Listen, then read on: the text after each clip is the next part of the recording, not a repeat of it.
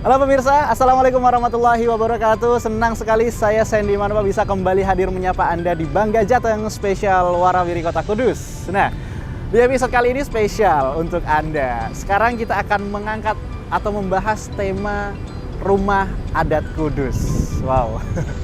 Sebenarnya apa yang membedakan rumah adat Kudus dengan rumah adat Jawa yang lain? Ya pasti ada perbedaannya ya. Terutama kalau rumah adat Kudus ini dia lebih mengangkat nilai ukirnya yang sangat bernilai tinggi.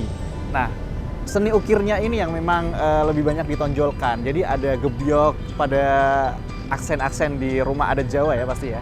Nah ini pemirsa, ternyata seni ukir sendiri tidak terlepas dari Tilingsing. Ini adalah salah satu ulama yang ikut berdakwah mensiarkan ajaran agama Islam bersama dengan Sunan Kudus pada saat itu.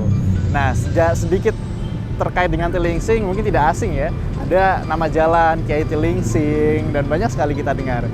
Dan terkait dengan rumah adat Kudus sendiri pemirsa, ini lebih mengutamakan bahan baku dari kayu jati. Dan kayu jati yang diperoleh pada saat itu adalah dari daerah Blora. Dan seperti apa detailnya, saya akan memberikan informasinya untuk Anda di Bangga Jateng spesial Warawiri Kota Kudus.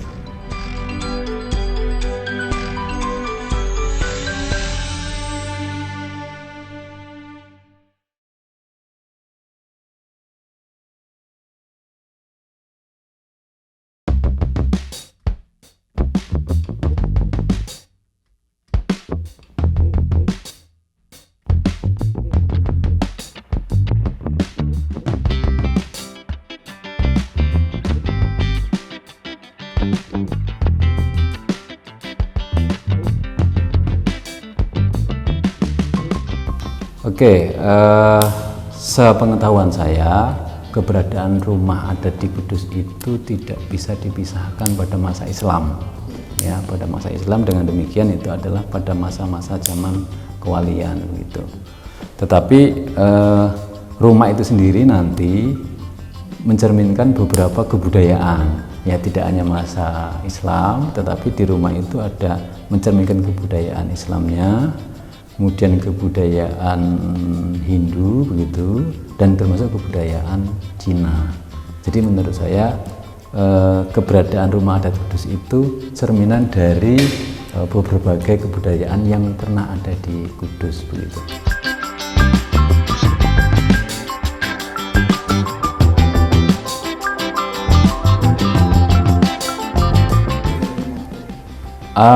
Yang saya baca itu katanya ada rumah Joglo Limasan, kemudian ada yang Bekuk Lulang, dan yang ketiga adalah Joglo Pencu. Kayaknya lebih populer itu adalah Joglo Pencu kalau di Kudus. Nah, pengertian pencu itu katanya bagian yang menonjol dari gong. Sehingga kalau dia menonjol begitu rumah adat Kudus itu, maka lebih populer disebut dengan Joglo Pencu begitu.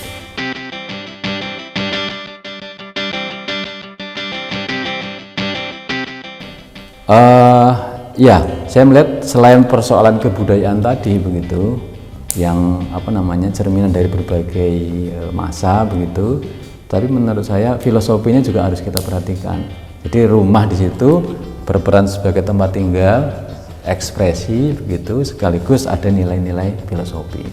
Ya, misalnya Soko yang di Joko Satru mempunyai nilai filosofi bahwa itu ketauhidan, keesaan Tuhan gitu. Kemudian filosofi yang lain, tiang yang di tengah itu 4 itu mencerminkan bahwa manusia harus bisa menjaga hawa nafsu yang keempat itu gitu. Jadi menurut saya filosofinya sangat dalam, kaitannya dengan horizontal maupun vertikal gitu ya.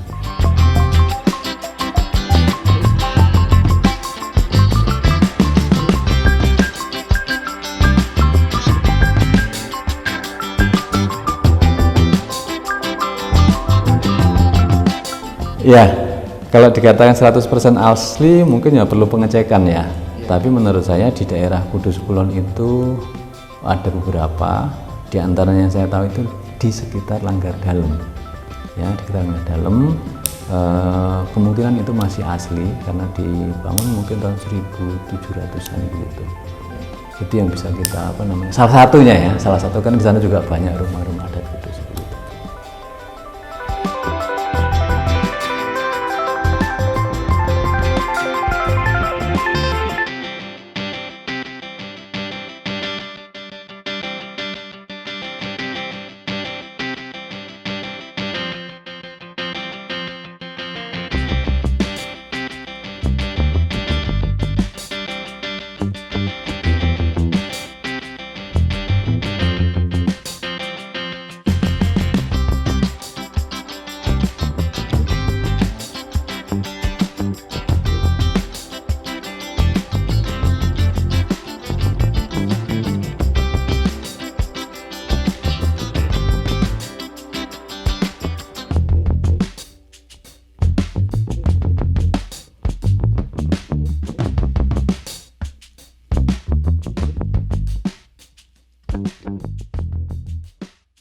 Baik pemirsa, kembali lagi bersama saya Sandy Manopa di Bangga Jateng Spesial Warawiri Kota Kudus. Episode kali ini, Rumah Adat Kota Kudus.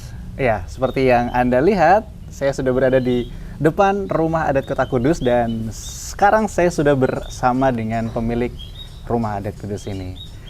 Selamat siang Bapak Sumarno. Selamat siang. Sehat ya Pak ya? Alhamdulillah sehat. Dan juga Ibu, sehat-sehat ya Bu ya? Alhamdulillahirabbil alamin. Saya di sini kagum melihat arsitektur dari rumah ini, Pak. Pertama masuk, asri sekali gitu. Dan memang yang kita tuju adalah Rumah Adat Kudus ini. Nah, kalau boleh tahu, rumah ini berdiri dari tahun berapa ya, Pak? Kalau dilihat dari Condro Sengkolo, Condro Sengkolonya? ya, itu berdiri berangkat tahun 1725. Ya. Itu abad 17-an ya, Pak ya? Abad 18. 18 sudah masuknya? Iya. Oh. Jadi dengan Keraton Yogyakarta lebih tua lebih rumah tua adat rumah ini. ini. Dan memang dari awal pertama di sini ya? Di Tidak sini. diangkat kemana-mana ya, Pak? Enggak pernah. Iya. Oke. Ya. Dan dari rumah ini, Bapak ini dari generasi yang keberapa, Pak? Ibu, istri, ini generasi ke-11. Ke-11 ya, dari angka tahun 1725 tadi ya? Iya. Masih original ya Pak ya? Masih, alhamdulillah masih terjaga. Dan ini saya dengar pemirsa, rumah beliau ini sekarang menjadi cagar budaya ya? Cagar budaya. Cagar budaya. Dan memang sepertinya hanya ini yang sudah masuk ke cagar budaya untuk Rumah Adat Kudus ya Pak ya? Dari sekitar 27 rumah adat yang tersisa dan tersebar di wilayah Kudus, hanya ini yang satu-satunya bisa dicagar-budayakan. Karena memang dari persentase ke orisinalnya itu ya Pak ya? Iya, di samping itu karena kita memang mengajukan agar anak cucu kita nanti tidak kehilangan jejak peradaban arsitektural rumah adat yang adiluhung itu. Di samping itu juga bisa menjadi semacam pusat studi ya, baik arsitektural, budaya, filsafat maupun adat istiadat. Kompleks ya Pak ya? Ya, Jawa, khususnya Kudus Kulon. Oh, jadi kalau Rumah Adat Kudus Kulon sama Wetan itu beda nggak? Beda. Ya. Rumah adat Kudus kebasakan berada di Kudus Kulon. Oh, di sebelah Kulon Kaligelis. Jadi penyikatnya itu Kaligelis. Kulon sama Wetan. Ya. Jadi penanda Kudus Wetan, Kudus Kulon itu adalah Kaligelis. Oh. Terus yang membedakan Rumah Adat Kudus Kulon sama Wetan itu apa, Pak? Secara arsitektural, rumah-rumah adat yang berada di Kudus Kulon itu ditandai dengan jugul puncu, atapnya jugul puncu, kemudian gebyoknya berukir gebyok yang ini ya, baik yang 1 dimensi, 2 dimensi maupun 3 dimensi, sampai ada 3 dimensi. Iya, tergantung apa ya empunya. Dari pembuat pertamanya. Pertama empu. Empu itu sang wikan yang dulu mengukir, membuat dan menata arsitekturnya. Kan ada 3 empu itu ya. Dalam sejarah ada empu apa namanya Rogomoyo, Rogojati, dan yang terakhir Rogojoyo. Ya. Oke, jadi ini pionir pembuat rumah adat Kudus ya? Ya, Al-Hugroba atau perintis ya.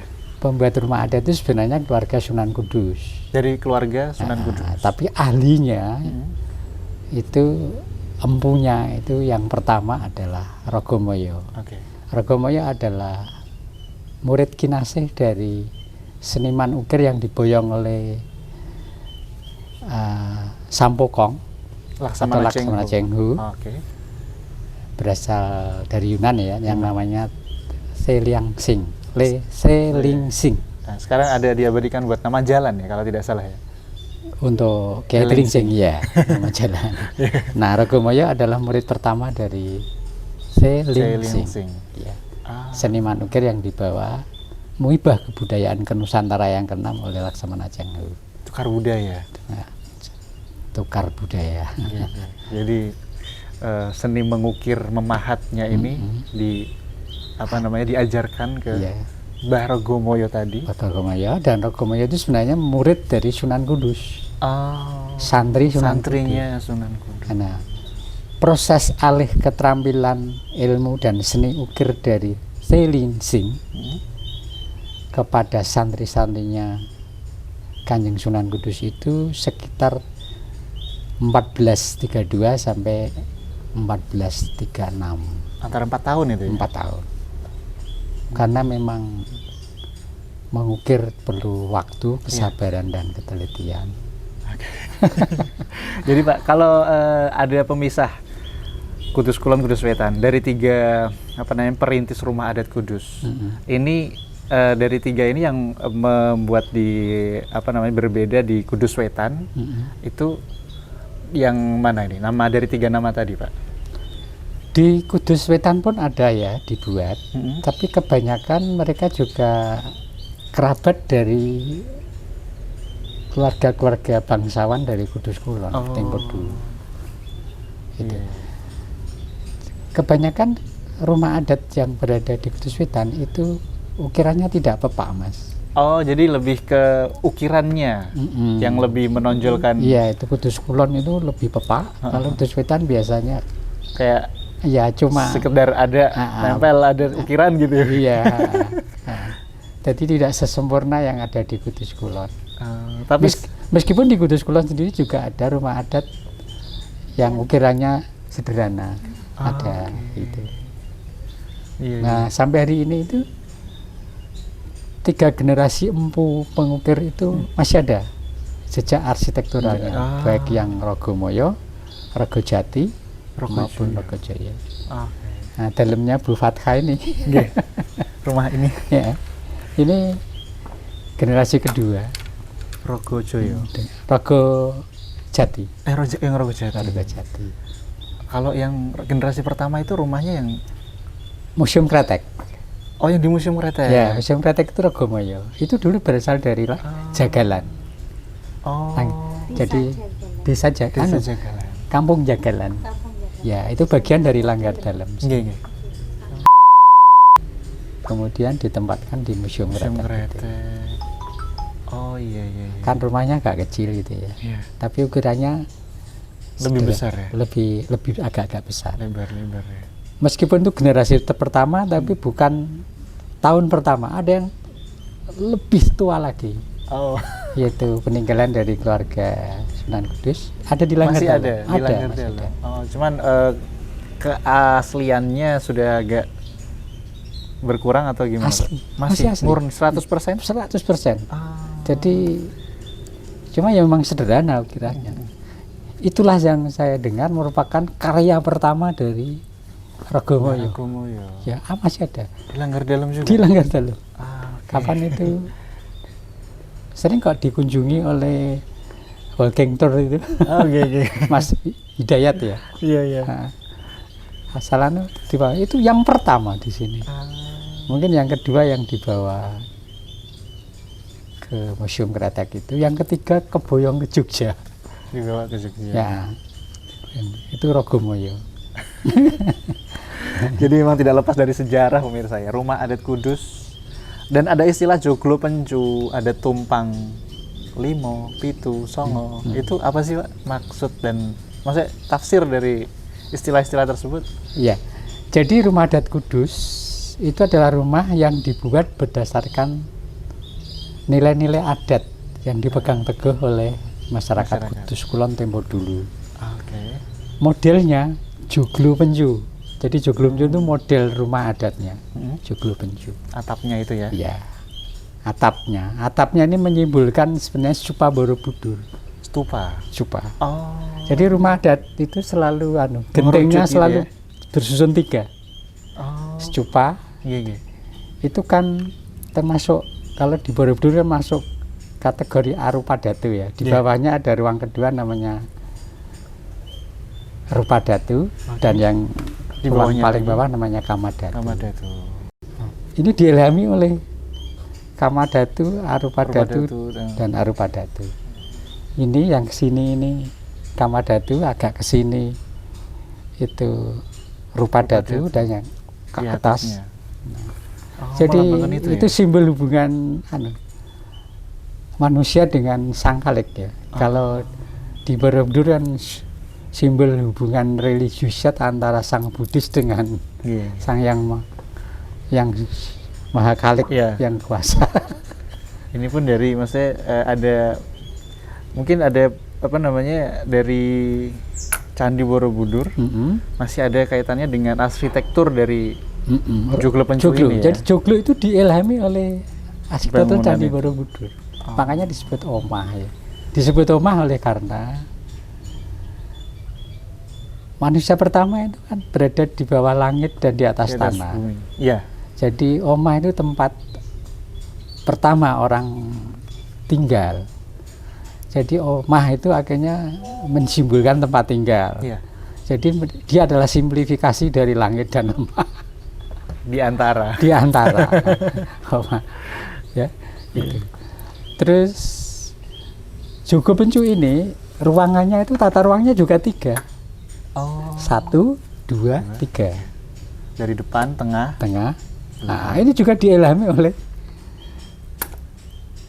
Rupadatu, Kamadatu, Rupadatu, Arupadatu. Berarti dia ada step ke atas gitu ya, Pak? Ya. Ada tingkatannya gitu ya. Ini pertama, ini yang latar ini. Ini kedua, Ketiga. 3. Naik tangga. Nah, makanya di sana itu ruang paling privacy. Iya, yang iya. ketiga itu. Seperti di Borobudur kan privacy saya kira gitu. Karena itu tempatnya Sang Buddha. Oh. Iya kan? Di situ. Di situlah. Nah, mengenai tumpang 5, tumpang 7 itu 9. ada pemaknanya, ya. Kalau tumpang 5 itu simbol dari apa itu? Pasaran. Kalau 7 itu simbol dari hari. 9 nah itu multitafsir. 9 itu katanya simbol dari Wali Songo itu loh. Wali Songo. Makanya di sini kan juga ada ukiran Wali Songo, ada. Iya. Yang berada di antara pintu Bobobuyung itu ada ukiran namanya ukiran bunga telase. Itu ajaran Sunan Kalijaga, Wali Songo. Memang disebut Borobudur. Dari semua ukiran itu ada maknanya. Ada makna dan filosofinya, semua ada. Dan Bapak dan juga Ibu memahami itu semua. Kalau saya kurang paham. Kalau Bapak kan karena gemar membaca dan juga itu temannya meneliti. Oke. Memang dari sejarawan ya Pak ya? Saya bukan sejarawan tapi suka sejarah dan suka meneliti. Iya. Dan semuanya akhirnya ketemu dari apa rumah adat yang sudah ada sampai sekarang ini alhamdulillah masih lestari ya Pak. Maksudnya ini masih dijaga kelestariannya di rumah beliau Panjenengan ini. Iya. Tapi untuk masyarakat luar, rumah-rumah adat ini masih bisa banyak ditemui itu di mana Pak? Untuk daerah Kudus Kulon. Di Kudus Kulon di Langgar Dalam ini masih ada sekitar 15 ya, yang masih generasi kedua seperti ini lengkap, itu mungkin ya sekitar 10, sedangkan yang 5 mungkin generasi pertama. Gitu. Jadi kalau ada waktu bisa walking tour ke rumah-rumah adat itu. Lebih detail melihatnya ya, detail. Pak. Nah, ini sebelah barat ini Rogojoyo. Ada rumah adat Rogojoyo. Rumah juga rumah adat ya. Sebelah rumah ini. Nah, ini belakang ini. Tapi maaf kadang ya ada yang kurang berkenan kalau Untuk didatangi. ya, ada Siap. juga yang Iya ya, alhamdulillah nih beliau ini memberikan kesempatan dan ilmunya untuk bisa membagi ke Anda semua pemirsa. Baik, Pak. Nanti kita coba akan lihat beberapa simbol-simbol dari ukiran itu ya, Pak ya. Iya. Dan saya melihat di sini ada kayak pagar geser kalau saya menyebutnya. Ini apa, Pak, mananya? Ini kalau dalam arsitektur rumah adat itu pintu geser ya. Ya. Pintu geser. Ini pintu geser. Dan itu ada ukiran yang melambangkan kala, waktu. Oh. Yang belenduk-belenduk itu. Iya, iya. Itu apa coba? Hitungan tahun bukan? Bukan. Itu adalah ukiran beduk loh. Oh. Beduk itu kan sang penanda waktu. Penanda waktu. Iya. Nah, waktu itu selalu bergeser. Iya. Kayak jam pasir juga ya, Pak ya? Iya. Bentukannya kalau sekilas ya. Iya, sebenarnya itu. Beduk ya? Ya, beduk gitu. Jadi menandakan tentang waktu. Lebih ke waktu sholat.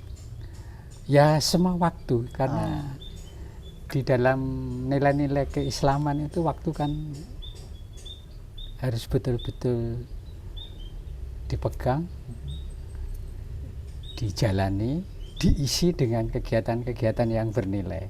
Siapa yang tidak bisa memanfaatkan waktu dengan baik, maka dia akan kegeser oleh waktu itu.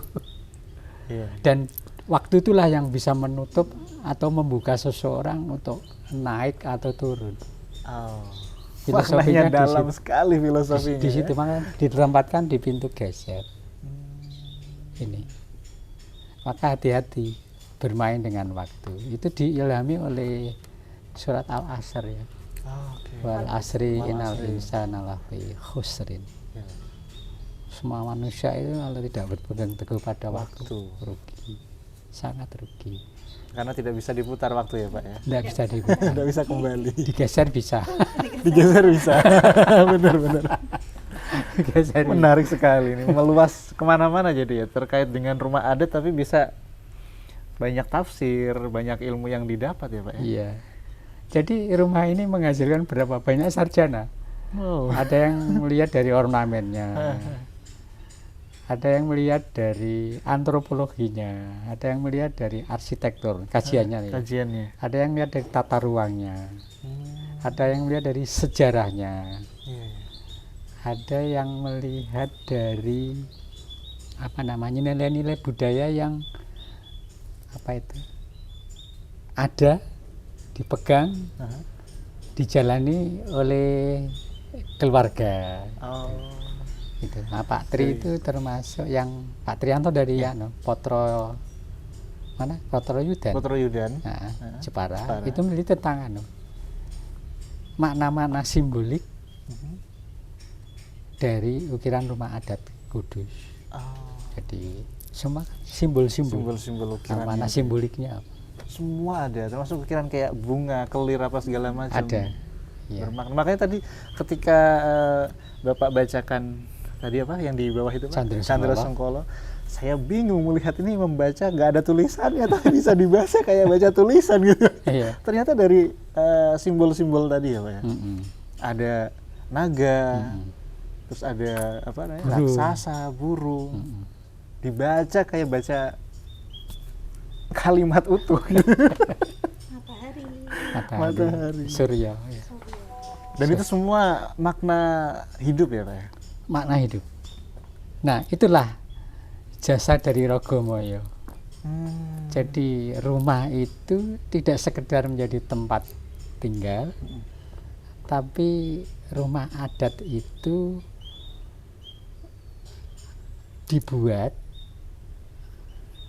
dengan nilai-nilai simbolik yang luhur, yang oleh Rogomoyo hendaknya dilakukan, diajarkan, disinaoni, dilakoni sama sang pemilik rumah. Baik generasi yang dulu maupun generasi yang sekarang. Itu yang namanya makna Rogomoyo itu di situ. Rumah itu mengandung ide-ide, gagasan-gagasan yang sangat luhur, yang oleh orang sekarang dinamakan kearifan lokal. Kearifan lokal. Jadi sebenarnya sangat menarik perbincangan terkait dengan rumah adat Kudus ini ya pemirsa. Saya nanti mau coba izin Pak melihat beberapa detail di dalam di Condro Sengkolonya atau mungkin di beberapa ornamen-ornamen kayak ada apa nanas. Itu istilahnya apa Pak? Nanas, dari kata ananas. Surat An-Nas. Kami itu manusia. We is human being. Kita itu manusia. Iya. Dan karena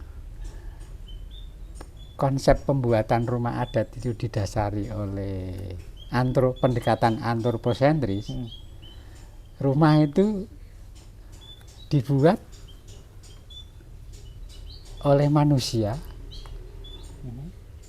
untuk manusia, dan dari sanalah berasal mula manusia gitu kira-kira. Iya. Jadi Anas ya. Anas. Kami manusia. Itu makna yang pertama.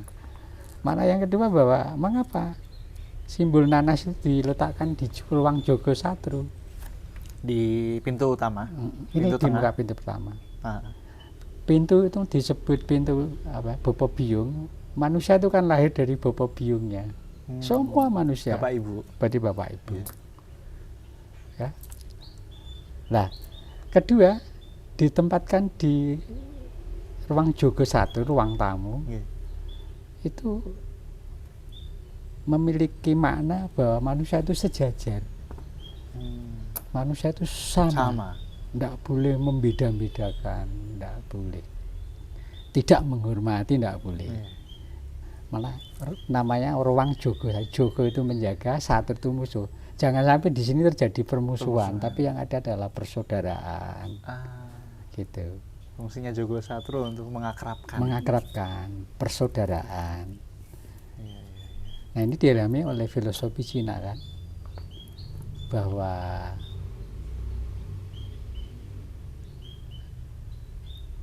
teman 1000 itu kurang, tapi musuh 1 terlalu banyak. Benar. Di sini direfleksikan di Jogo Satru. Itu nanas itu. Nanas. Jadi ada banyak pahatan-pahatannya itu ya. Jadi nanas itu melambangkan manusia yang semua sama, tidak ada perbedaan. Harus saling hormat, saling memuliakan. Kalau dalam hadisnya itu fal yukrim dhaifahu, hormatilah tamumu. Nah, jadi simbol nanas itu simbol kesetaraan, di mana kita saling hormat. Makanya sampai-sampai ya di halaman rumah adat itu selalu ada pohon mangga aslinya. Mangga itu sebenarnya simbol buah yang menyimbolkan keterbukaan. Monggo.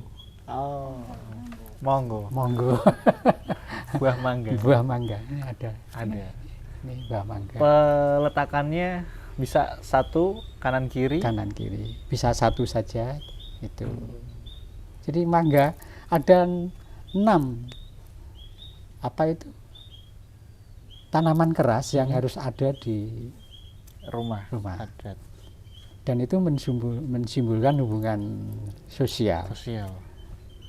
Yang bermakna sosial. Seperti kemuning putih. Iya. Kan harum itu. Jadi jagalah martabat. Ya. Iya. Jagalah martabat, nama baik keluarga. Terus pandan wangi. Ya, wangi ya kan? Betul, Pak. Berikan yang terbaik. Karena kalau anak dikasih pandan wangi itu kan wangi.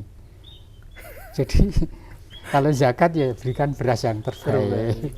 Untuk kegiatan sosial tuh diberikan yang terbaik, maksudnya begitu ya. Iya, berikan yang terbaik. Jangan yang terburuk.